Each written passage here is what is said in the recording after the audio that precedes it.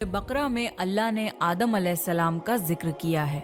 जब अल्लाह ने इंसान की मखलूक को पैदा करने का इरादा किया तो अल्लाह ने फरिश्तों से फरमाया, मैं जमीन में अपना एक खलीफा बनाने वाला हूँ। फरिश्तों को लगा कि शायद उनकी इबादत में कोई कमी रह गई है, इसलिए अल्लाह ने नई मखलूक बनाने का इरादा किया है। फरिश्तों ने जिन्नों जैसी दूसरी मखलूक भी देखी थी जो ज्यादा अकल नहीं रखते थे और खून रेजी करते थे।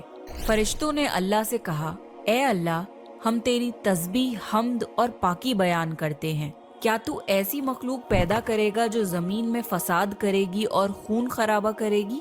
इसके जवाब में अल्लाह ने फरमाया, जो मैं जानता हूँ वो तुम नहीं जानते। फरिश्तों ने आपस में कहा कि अल्लाह ताला जो भी मखलूक पैदा करेगा वो हमसे ज्यादा इल्म नहीं रख सकती। फिर अल्लाह ने आदम अलैहिस्सलाम को इल्म से नवाजा और उन्हें कुछ चीजों के नाम सिखा दिए। फिर अल्लाह ने आदम अलैहिस्सलाम को फरिश्तों के सामने पेश किया और फरिश्तों से फरमाया कि तुम बताओ इन चीजों के नाम अगर तुम सच्चे हो। फरिश्तों ने कहा कि हम उतना ही इल्म जानते हैं जितना तूने हमें सिखाया है, उसके सिवा हमें कुछ नहीं मालूम। फिर अल्लाह ताला ने फरमाया, ए आदम, तुम बता दो इनको इन चीजों के नाम।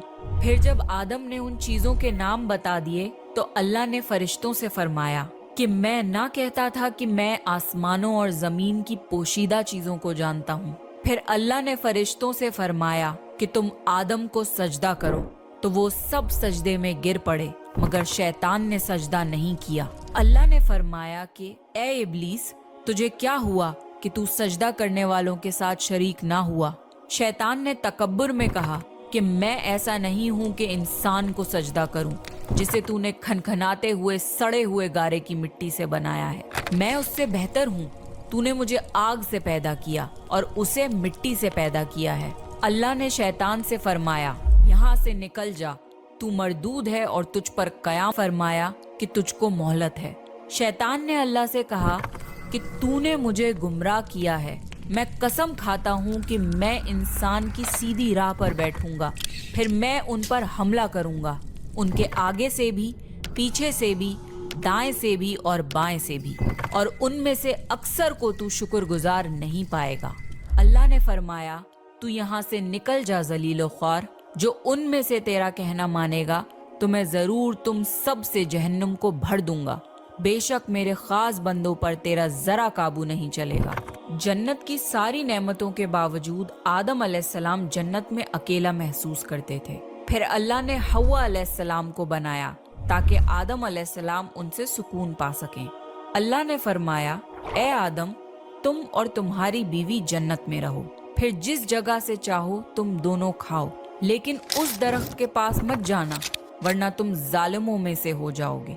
फिर शैतान ने उन दोनों के दिल में वसवसा डाला और कहने लगा, तुम्हारे रब ने तुम दोनों को इस दरख्त से इसलिए मना किया था कि तुम कहीं फरिश्ते ना बन जाओ या कहीं हमेशा जिंदा रहने वालों में ना हो जाओ। और शैतान ने कस्में तक खा ली कि वो उनका खैर ख्वाह है।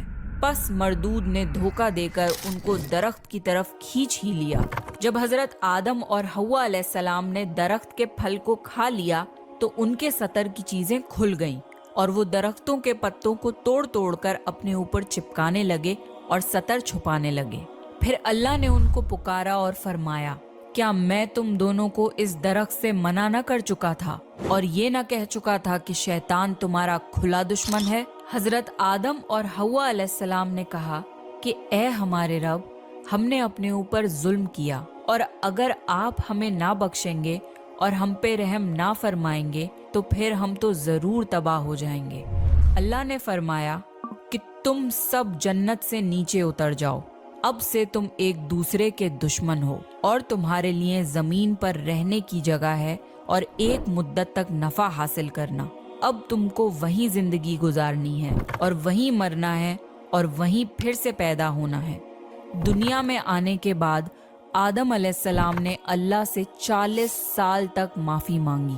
फिर अल्लाह ने आदम अलैहिस्सलाम पे रहम खा के उन्हें माफ कर दिया और फरमाया कि तुम और तुम्हारी औलाद दुनिया में रहो, और ये बात याद रखो कि जब मेरी तरफ से कोई नबी हिदायत लेकर तुम्हारे पास आए تو تم اس کا کہنا ماننا، اور جو لوگ میرے نبیوں کی بات کو نہیں مانیں گے اور ہماری آیتوں کو جھٹلائیں گے وہ دوزخ میں جائیں گے اور ہمیشہ اسی میں رہیں گے۔